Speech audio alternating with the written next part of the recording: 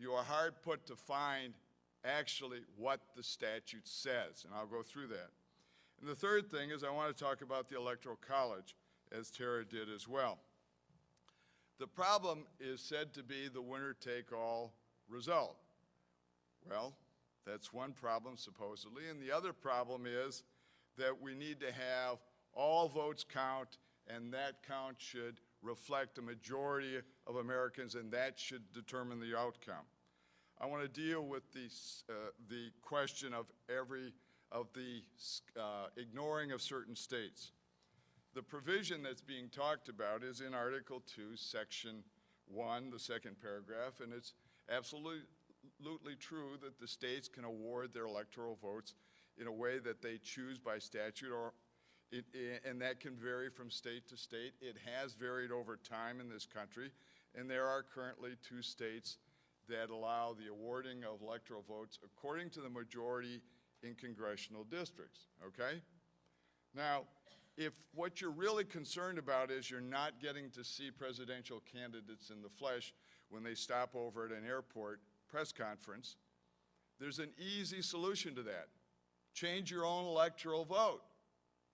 That is, California is perfectly free to adopt, for instance, awarding electoral votes based on congressional districts.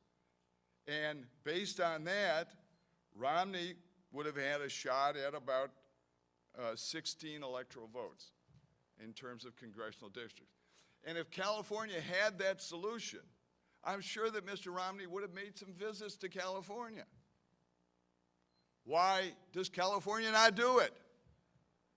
The same reason most of the other states don't do it. There is a majority in that state that wants it that way. They're free to change it. They don't want to change it. They like the power they have, and they're free to do that from state to state.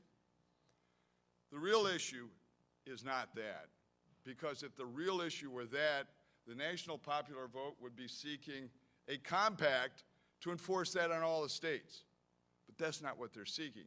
They're seeking to get us a national popular vote, period, and a run around the Electoral College. The interesting thing about this, and we won't spend too much time on the cases, is that the court in 2 cases, one in the 19th century and one in 1978, talked about whether compacts all had to be approved by Congress. If you read the actual language in Article 1, it would appear that that should be the case.